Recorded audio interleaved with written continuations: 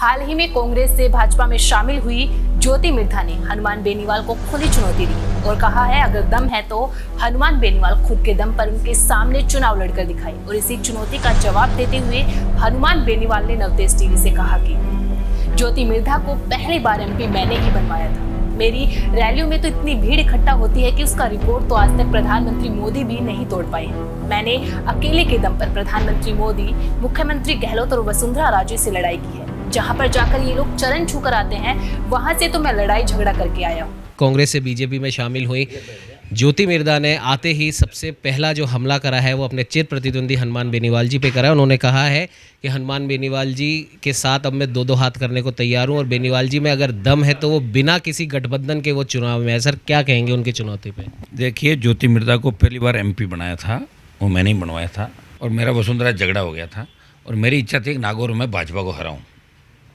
मैं बीजेपी का एमएलए था, बीजेपी को हराना चाहता था और रूपाराम जी इसको लेके मेरे पास आए थे। उनकी इच्छा थी कि ज्योति मिर्धा मतलब कांग्रेस वहाँ पे जीते और रूपाराम जी ने मेरी बात करी, चीफ मिनिस्टर से भी बात हुई, सीपी जोशी जो विधानसभा के अध्यक्ष हैं इनसे भी बात हुई हमारी। इन्होंने कहा हनुमान जी हमारी मदद कर दो आप एक बार। मुझे बीजेपी को हराना था, मैंने कहा मदद कर दूँगा, कैंडिडेट बताओ आप कि सब कैंडिडेट ये ज्योति है। तो जो नागौर में उस समय ज्योति कुछ भी नहीं थी, कोई चुनाव नहीं। इसके पिताजी एक बार चुनाव लड़े थे ज्योति के, जमानत जब्त हुई थी उनकी, जैतान से 12,000 वोट आए थे। जैतान से नाथुराम जी के जो बेटे थे और ज्योति के पिताजी थे, उनके 12-12,500 वोट आए थे 90 में, जब वो जैतान से चुनाव लड़े। तो मैंने कहा मुझे तो कोई नहीं, मैं उसको जानता भी नहीं और हमें तो भाजपा को हराना।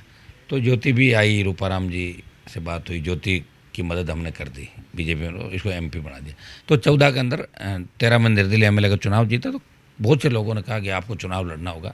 मैंने कहा मैं जीता हुआ हूँ, चुनाव नहीं लड़ूंगा, निर्दलीय चुनाव जीतने की मेरी वो है नहीं। तो सब लोगों ने कहा साथ देंगे। मैं खड़ा हो गया, लोग धीरे धीरे भाग गए, मुझे छोड़ गए, कोई बीजेपी में चला गया, कांग्रेस। मैं लड़ा और 2.25 लाख के करीब वोट मैंने लिए थे और ज्योति को हरा दिया मैंने। और 19 के अंदर ये भाजपा से गठबंधन करना, ये भाजपा में जाना चाहती थी और गठबंधन मेरा हो गया। बीजेपी बच्चों की इच्छा थी कि मैं बीजेपी से गठबंधन करूं, हमने गठबंधन किया और ये कांग्रेस से सामने आई, 2 लाख के करीब वोटों ने इसको हरा दिया।